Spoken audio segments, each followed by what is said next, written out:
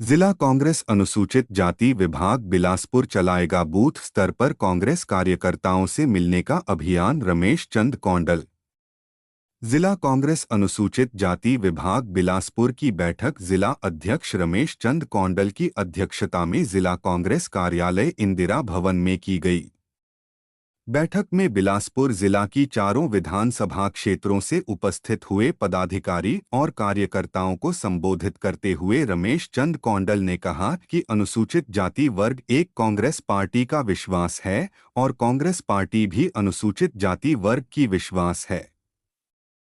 उन्होंने बताया कि अनुसूचित जाति वर्ग के लिए जो कांग्रेस पार्टी और भारत रत्न संविधान निर्माता बाबा साहेब डॉक्टर भीमराव अंबेडकर जी ने जो हमारे इस दबे कुचले समाज को गुलामी की जंजीरों और गरीबी की दलदल में फंसे समाज को आज़ाद करवाने का कार्य अगर किसी ने किया है तो वह कांग्रेस पार्टी की सोच और बाबा साहेब डॉक्टर भीमराव अंबेडकर जी के द्वारा बनाए गए संविधान ने इस वर्ग को आज़ाद किया है।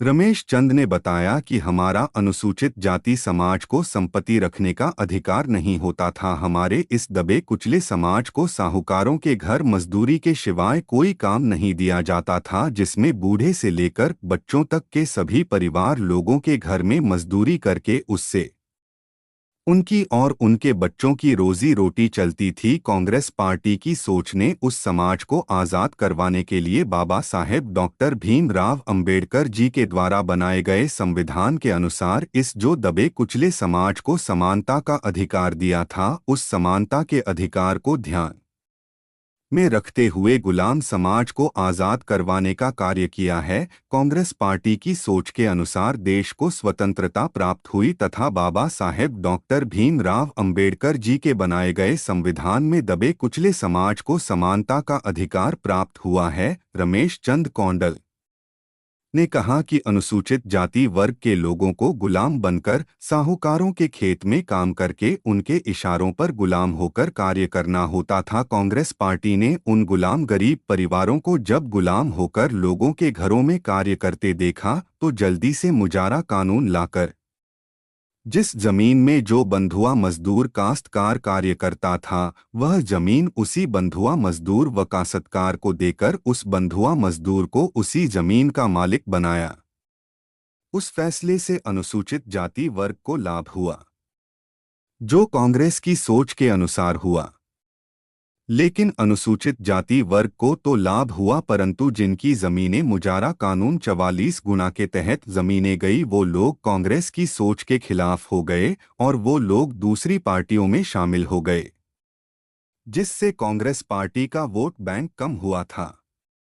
रमेश चंद कौंडल ने बताया कि इस दबे कुचले समाज को समानता का अधिकार देने के लिए अनुसूचित जाति एवं अनुसूचित जनजाति अत्याचार निवारण अधिनियम 1989 बनाया गया, जिस कानून में अनुसूचित जाति वर्ग की सुरक्षा के लिए और इज्जत मान के लिए इस वर्ग को एक ब्रह्मास्त्र दिया गया जो इस वर्ग को सहायता देता है।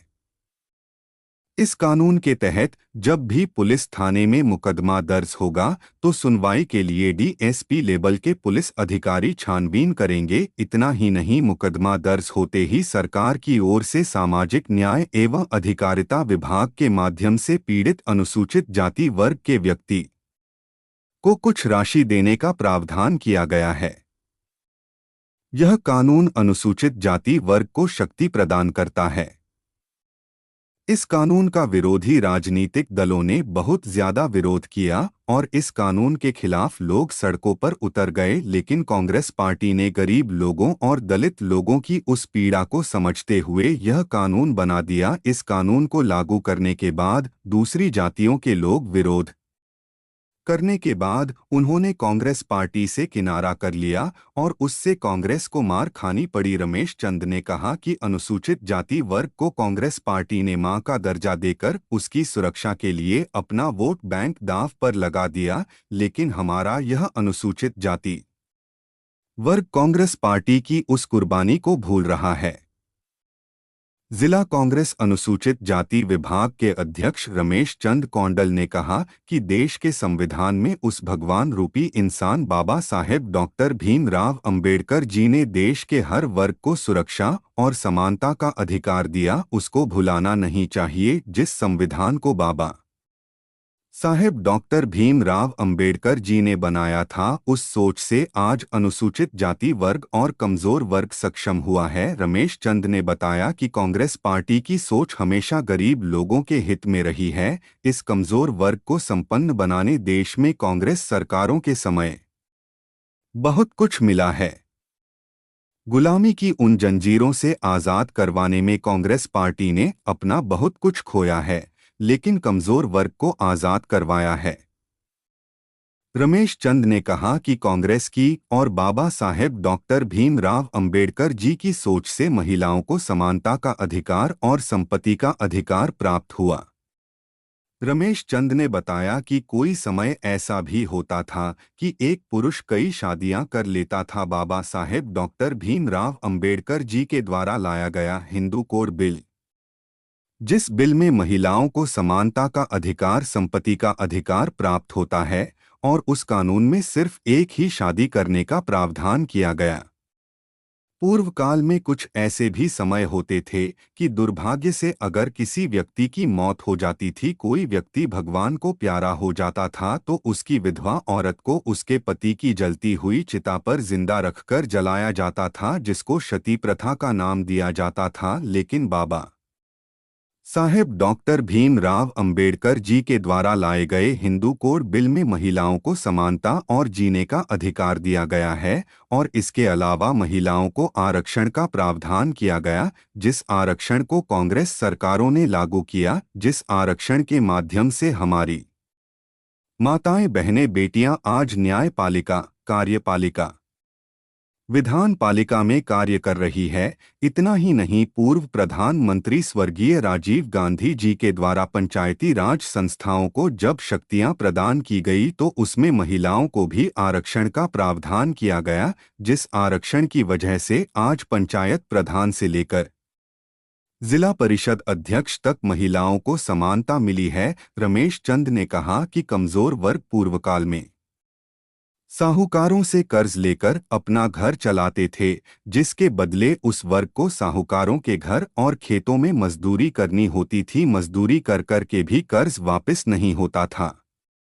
पूर्व प्रधानमंत्री श्रीमती इंदिरा गांधी जी ने देश में बैंकों का राष्ट्रीयकरण करके हर कमजोर वर्ग को लाभ देने के लिए बैंक से कर्ज लेने का प्रावधान किया, और साहूकारों की उस गुलामी से दलित और दबे कुचले समाज को आज़ाद करवाने में एक महत्वपूर्ण फैसला किया था, जिस कार्य के लिए उस दुर्गा रूपी मां स्वर्गीय श्रीमती इंदिरा गांधी जी को नहीं भुलाया जा सकता। रमेश चंद ने कहा, हमारे इस दबे कुचले समाज की रक्षा के लिए 20 सूत्रीय कार्यक्रम 1975, इसका उद्देश्य गरीबी हटाना, भूमि सुधार, रोजगार, शिक्षा, आवास और कमजोर वर्गों का कल्याण था। अनुसूचित जातियों और अन्य वंचित वर्गों को विशेष प्राथमिकता दी गई। विशेष घटक योजना, स्पेशल कंपोनेंट प्लान (एससीपी) 1979 में शुरू की गई इस नीति का उद्देश्य अनुसूचित जातियों के आर्थिक, शैक्षिक और सामाजिक विकास के लिए योजनागत धन का एक निश्चित हिस्सा निर्धारित करना था। बाद में इसे शेड्यूल्ड कास्ट सब प्लान (एससीएसपी) कहा गया। भूमि सुधार और भूमिहीनों को सहायता। इंदिरा गांधी की नीतियों में भूमिहीन दलित परिवारों को भूमि उपलब्ध कराने और ग्रामीण गरीबों को आर्थिक सहायता देने पर जोर था। जिला कांग्रेस अनुसूचित जाति विभाग बिलासपुर के अध्यक्ष रमेश चंद कौंडल के कहा, दलित विद्यार्थियों के लिए छात्रवृत्तियां और छात्रावास। अनुसूचित जाति के छात्रों की शिक्षा को बढ़ावा देने के लिए छात्रवृत्ति, छात्रावास और शैक्षिक सहायता कार्यक्रमों का विस्तार किया गया।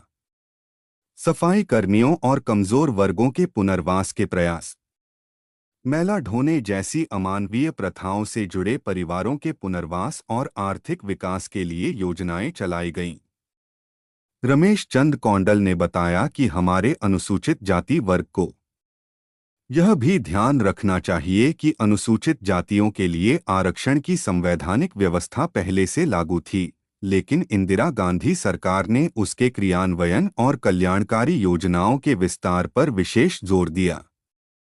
ऐसी योजनाएं जब गांधी परिवार इस दबे कुचले समाज को लेकर आया तो देश में जो अमीर लोग और उच्च जातियों के लोगों ने कहा कि कांग्रेस पार्टी ने हमारे पास गुलाम रहने वाले लोगों को हमारे बराबर बिठा दिया, ये बहुत ज्यादा गलत कार्य कांग्रेस और गांधी परिवार ने किया। उस वजह से वो अमीर लोग दूसरी पार्टियों में चले गए, उनकी विचार धारा अलग हो गई, उस वजह से कांग्रेस का वोट बैंक कम हुआ।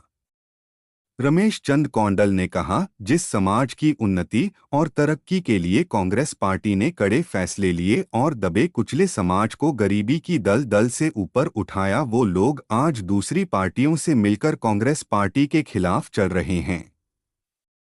उनको वो पुराना समय भूल गया होगा कि जिस वक्त लोगों के पास लोगों के घरों में कमाना पड़ता था, तब जाकर घर चलता था, और गुलामी की उन जंजीरों से आज़ाद करवाने का कार्य अगर किसी ने किया है तो वह बाबा साहेब डॉक्टर भीमराव अंबेडकर, पंडित जवाहरलाल नेहरू, श्रीमती इंदिरा गांधी, श्री राजीव गांधी जी को नहीं भुलाया जा सकता। कांग्रेस पार्टी शहीदों की पार्टी है। इस देश के गरीब परिवारों को गरीबी से ऊपर उठाने के लिए कांग्रेस पार्टी का महत्वपूर्ण योगदान है। हमें कांग्रेस पार्टी की विचारधारा के साथ मिलकर चलना होगा।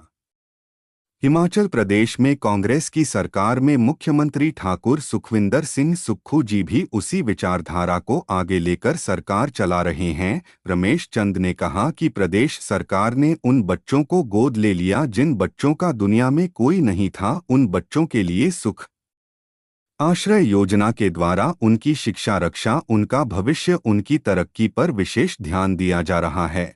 जिला अध्यक्ष ने कहा कि सरकार हर समय गरीब लोगों की गरीबी खत्म करने का प्रयास कर रही है। रमेश चंद कौंडल ने कहा कि हिमाचल सरकार में मुख्यमंत्री ठाकुर सुखविंदर सिंह सुक्खू जी के द्वारा लाई गई सुख आश्रय योजना के अंतर्गत हिमाचल प्रदेश का स्थायी निवासी होना चाहिए। 27 वर्ष तक के अनाथ, परित्यक्त या निराश्रित बच्चे, विशेष रूप से सक्षम दिव्यांग बच्चे, निराश्रित महिलाएं, अविवाहित या जिनके पति 7 वर्ष से अधिक समय से लापता हों, बेसहारा वरिष्ठ नागरिक, 0 से 14 वर्ष तक के बच्चों को 1000 रुपये प्रति माह, 14 से 18 वर्ष तक के बच्चों और निराश्रित महिलाओं को 2500 रुपये प्रति माह, 18 से 27 वर्ष तक के युवाओं को 4000 रुपये प्रति माह पॉकेट मनी, उच्च शिक्षा, व्यावसायिक शिक्षा, कोचिंग एवं छात्रावास खर्च के लिए प्रति वर्ष 1 लाख रुपए तक सहायता। जहां छात्रावास उपलब्ध नहीं है वहां पीजी किराए के लिए 3000 रुपये प्रति माह सहायता। शिक्षा, स्वास्थ्य, पोषण, कौशल विकास और सामाजिक सुरक्षा की सुविधाएं। अन्य महत्वपूर्ण प्रावधान।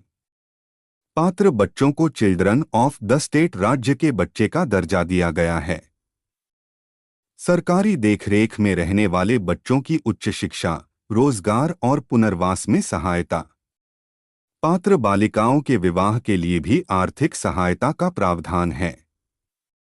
रमेश चंद ने बताया, ऐसी बहुत ज्यादा कल्याणकारी योजनाएं हैं जिसका भरपूर लाभ लोग ले रहे हैं। रमेश चंद ने कहा, पूर्व में देश में रही यूपीए सरकार ने गरीब पर